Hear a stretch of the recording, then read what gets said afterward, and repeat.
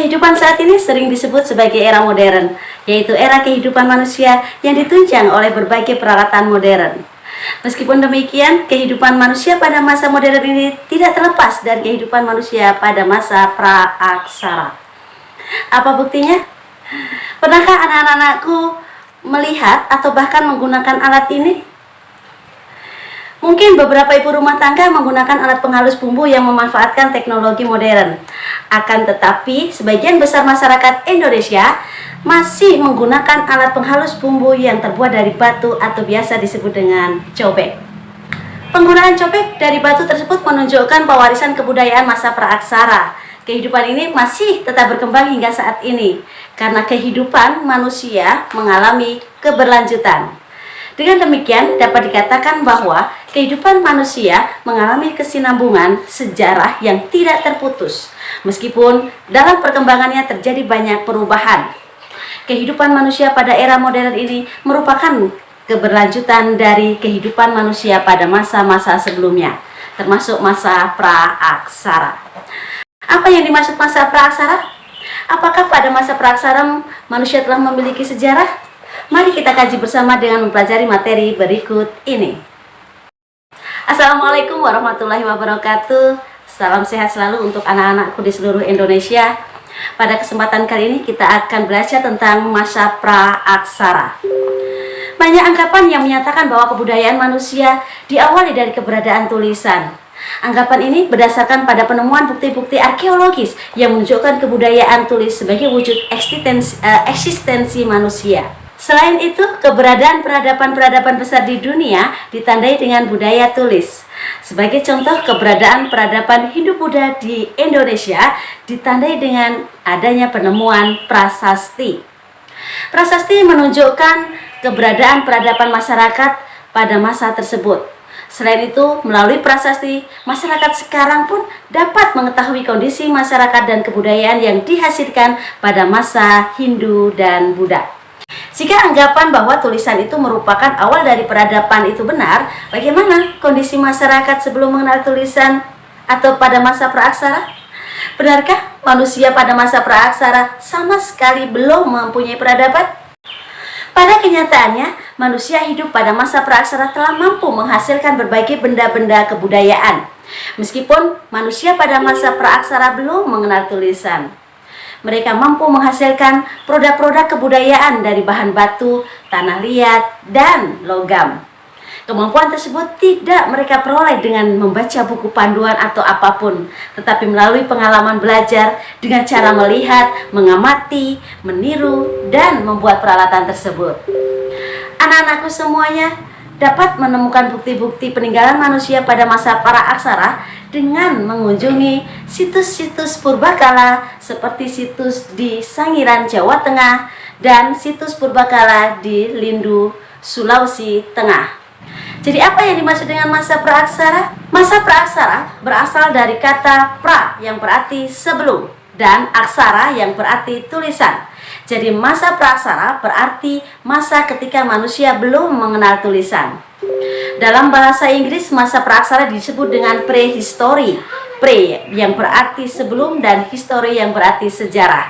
Jadi prehistory adalah sebelum masa sejarah yang kemudian dikenal dengan masa prasejarah. Masa praaksara disebut juga dengan nirleka. Nirleka berasal dari kata nir yang berarti tanpa dan leka yang berarti tulisan. Jadi, nirleka adalah masa ketika manusia tidak atau belum mengenal tulisan. Zaman praaksara dimulai sejak manusia ada. Itulah titik dimulainya masa praaksara. Terus kapan manusia itu mulai ada di bumi ini sebagai tanda dimulainya masa praaksara? Sampai sekarang para ahli belum dapat secara pasti menunjukkan waktu kapan mulai ada manusia di muka bumi ini.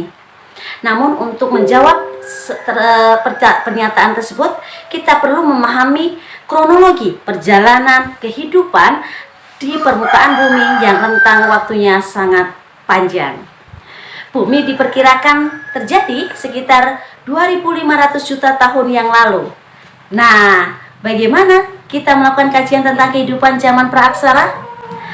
Maka kita harus menggunakan metode penelitian ilmu arkeologi dan juga ilmu alam seperti geologi dan biologi. Ilmu arkeologi adalah bidang ilmu yang mengkaji bukti-bukti atau jejak peninggalan fisik seperti lempeng, artefak, monumen, candi, dan sebagainya. Selanjutnya menggunakan ilmu geologi dan percabangannya terutama berkenaan dengan pengkajian usia lapisan bumi, dan ilmu biologi berkenaan dengan kajian tentang ragam hayati atau biodiversitas makhluk hidup. Terus berakhirnya masa praaksara kapan?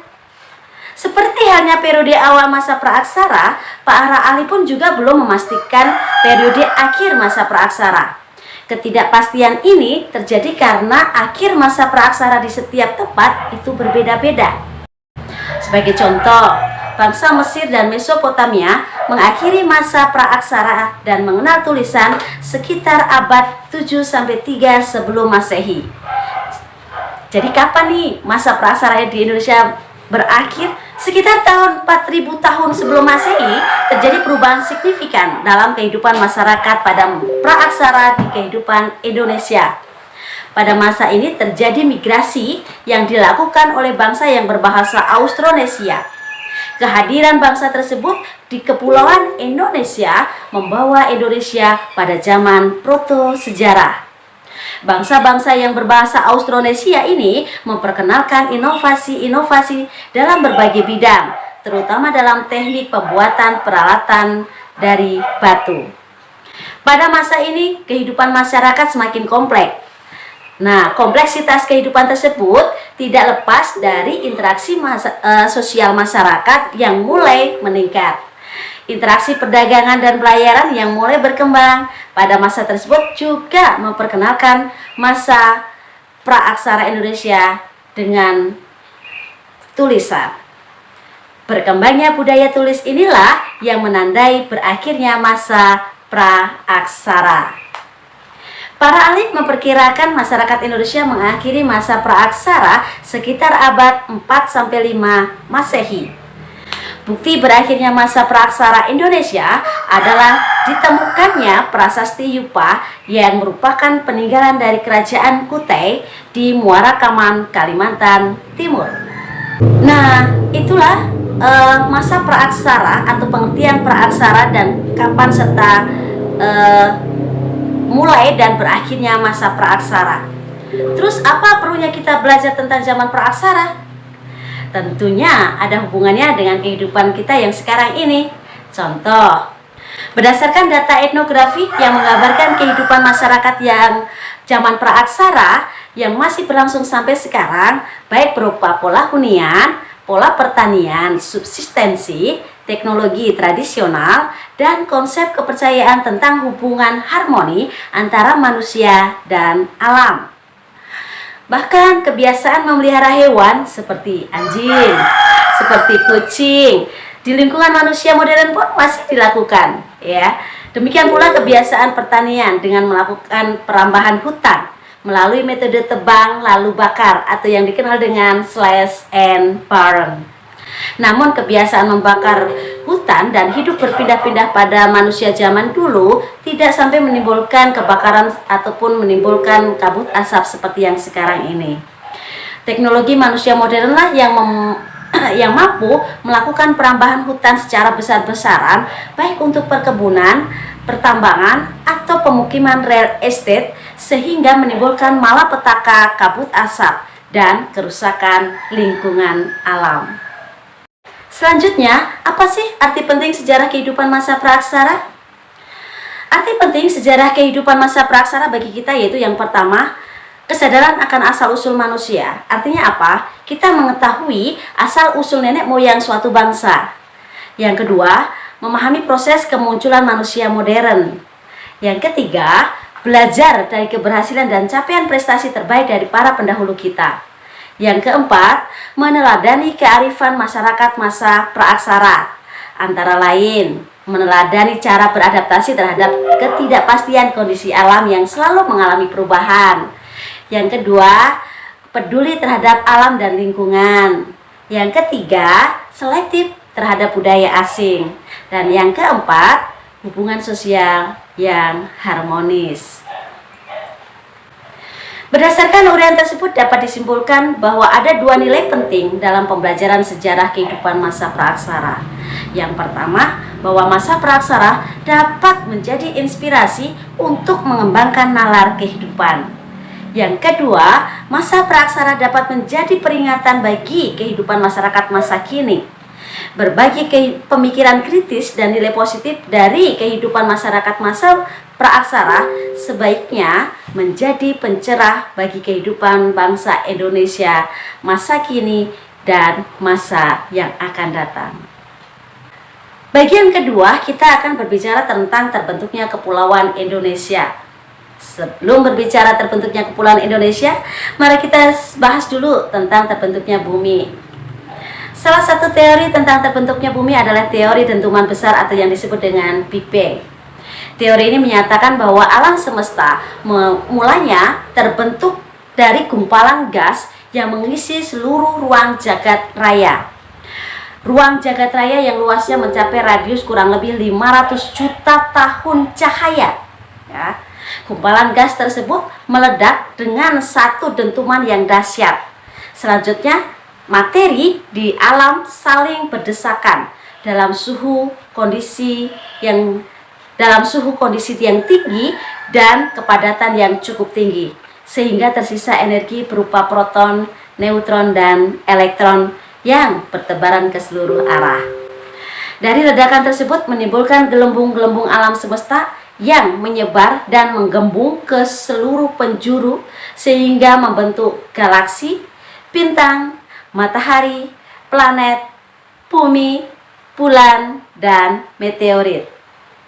Bumi hanyalah satu titik kecil di antara tata surya yang mengisi jagat raya semesta. Di samping banyak planet termasuk bintang yang menghiasi langit yang tak terhitung jumlahnya. Sistem alam semesta dengan semua benda di langit sudah tersusun secara menakjubkan dan masing-masing beredar secara teratur dan rapi pada sumbunya masing-masing. Terus bagaimana proses evolusi bumi hingga ada kehidupan? Proses evolusi bumi dapat dipelajari dengan ilmu geologi. Menurut ilmu geologi, evolusi bumi berlangsung selama jutaan tahun. Berdasarkan penelitian geologi bahwa bumi berumur sekitar 4.570 juta tahun. Dalam kurun waktu yang lama, bumi mengalami perubahan hingga membentuk bumi yang sekarang ini. Menurut ilmu geologi bahwa proses pembentukan bumi dibagi atas beberapa fase atau zaman, yakni sebagai berikut. Yang pertama, zaman Arkeozoikum atau yang disebut dengan zaman Azoikum. Dalam bahasa Yunani, Azoikum berasal dari kata a yang artinya tidak dan zo yang berarti hewan. Jadi zaman Azoikum yaitu zaman sebelum adanya kehidupan. Pada saat itu bumi baru terbentuk dengan suhu yang relatif tinggi, walaupun waktunya lebih dari 1 miliar tahun yang lalu. Menurut sumber lain, Arkeozoikum artinya itu adalah masa kehidupan purba. Masa ini merupakan awal pembentukan batuan kerak bumi yang berkembang menjadi protokontinen. Lingkungan hidup masa tersebut mirip dengan lingkungan air panas. Masa Arkeozoikum merupakan awal terbentuknya hidrosfer dan atmosfer, serta awal munculnya kehidupan primitif di dalam samudera yang berupa mikroorganisme, yaitu bakteri dan ganggang. Kemudian fosil tertua yang ditemukan pada masa ini adalah stromatolit dan cyanobacteria dengan umur sekitar 3-5 miliar tahun. Yang kedua, zaman Paleozoikum. Paleozoikum artinya zaman purba tua. Pada masa ini sudah meninggalkan fosil flora dan fauna. Masa ini diperkirakan berlangsung kurang lebih 350 juta tahun. Menurut sumber lain, pada masa ini terjadi perkembangan atmosfer dan hidrosfer serta kehidupan mikroorganisme bersel tunggal menjadi bersel banyak. seperti Eukaryotes yang merupakan bakal tumbuhan dan Prokaryotes yang merupakan cikal bakal binatang. Muncul jenis hewan invertebrata bertubuh lunak seperti ubur-ubur, cacing, dan koral yang mulai muncul di laut yang dangkal. Periode Paleozoikum ini terbagi atas beberapa periode, yaitu periode Kambrium, Ordovisium, Silur, Devon, Karbon, dan Perm. Masa Kambrium muncul benua besar yaitu Gondwana yang merupakan cikal bakal dari benua Antartika, Afrika, India, Australia, Asia, dan Amerika Selatan. Sementara benua Eropa, Amerika Utara, dan Tanah Hijau atau yang disebut dengan Greenland masih berupa benua kecil yang terpisah. Periode Devon, samudra mulai menyempit, sedang benua Gondwana terus berkembang hingga menutupi Eropa, Amerika Utara, dan Greenland. Dan pada periode Karbon, benua-benua di bumi ini mulai menyatu, membentuk satu benua raksasa yang disebut dengan Pangaea. Yang ketiga, zaman Mesozoikum. Disebut juga dengan zaman purba tengah atau zaman sekunder. Pada masa ini, hewan mamalia atau menyusui seperti hewan amfibi, burung, dan tumbuhan berbunga mulai ada. Ulang, salah tadi. Sakit sekali. Yang ketiga, zaman Mesozoikum. Disebut juga dengan zaman purba tengah atau zaman sekunder. Pada masa ini, hewan mamalia atau menyusui, hewan amfibi, burung, dan tumbuhan berbunga mulai ada. Zaman ini lamanya diperkirakan kurang lebih 140 juta tahun. Menurut sumber lain, masa ini mulai muncul makhluk hidup yang beraneka ragam. Kondisi bumi mulai stabil, iklim sudah mulai bersahabat, dan curah hujan juga mulai menurun. Masa Mesozoikum merupakan awal kemunculan hewan reptil yang berukuran besar seperti Tyrannosaurus, Spinosaurus, Stegosaurus, dan Brontosaurus. Periode Mesozoikum terbagi menjadi 3 periode, yaitu Trias, Jura, dan Kapur. Yang pertama, periode Trias. Periode Trias dari masa Mesozoikum ini berlangsung kurang lebih 225 sampai 190 juta tahun yang lalu. Kondisi bumi kering dan tidak subur. Kemudian benua Pangaea bergerak ke utara dan gurun mulai terbentuk. Dinosaurus dan reptil laut berukuran besar muncul untuk pertama kalinya. Kemudian periode yang kedua, yaitu periode Jura, ini berlangsung kurang lebih 190 sampai 136 juta tahun yang lalu. Dinosaurus dan Tyrannosaurus berkembang menjadi penguasa daratan. Ichthyosaurus menjadi pemburu di dalam lautan dan Pterosaurus menjadi angkasa. Benua Pangaea mulai terpecah. Amerika Utara memisahkan diri dari Afrika, sedangkan Amerika Selatan melepaskan diri dari Antartika dan Australia. Periode yang ketiga yaitu adalah periode Kapur. Periode ini berlangsung sejak 136 sampai 65 juta tahun yang lalu. Dinosaurus mengalami kepunahan karena terjadi perubahan yang sangat drastis dan iklim menjadi sangat dingin, sehingga dinosaurus ataupun hewan-hewan yang berukuran besar tersebut tidak mampu lagi untuk melakukan penyesuaian diri atau adaptasi. Yang keempat, zaman Neozoikum atau Kenozoikum. Disebut juga dengan zaman purba tua, dimulai sejak 60 juta tahun yang lalu. Menurut sumber lain, masa ini dikenal dengan zaman kehidupan baru. Hal ini didasarkan pada kepunahan binatang-binatang raksasa dan munculnya jenis kehidupan baru yang mirip dengan makhluk hidup sekarang ini. Kehidupan masa Neozoikum dibagi menjadi 2. Yang pertama, zaman tersier. Yang kedua, zaman kuarter. Zaman tersier ini muncul ditandai dengan adanya primata, burung tidak bergigi yang berukuran besar seperti burung unta. Kemudian muncul fauna laut seperti ikan, moluska, dan echinodermata yang mirip dengan fauna laut yang sekarang. Tumbuhan berbunga terus berevolusi hingga menghasilkan banyak variasi seperti semak belukar, tumbuhan merambat, dan rumput. Kepunahan dan kemunculan hewan dan tumbuhan secara silih berganti tersebut karena adanya perubahan iklim global yang sangat ekstrim. Kemudian zaman yang kedua dari zaman Neozoikum yaitu adalah zaman kuarter.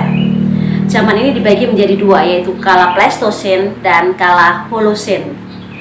Pada masa kala Pleistosen dimulai sejak 1 juta tahun lalu dan berakhir pada 10.000 tahun yang lalu. Pada kala Pleistosen ini terjadi 5 kali zaman es atau zaman glasial.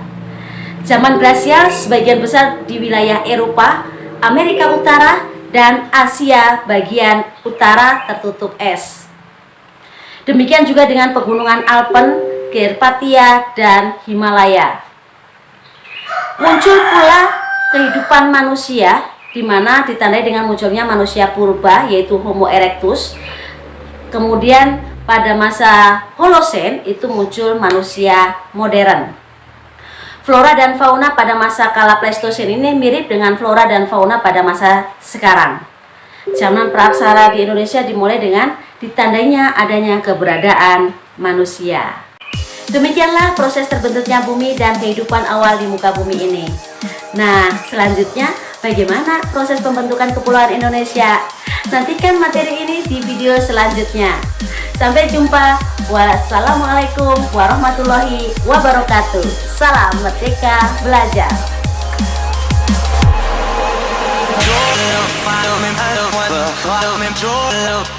I don't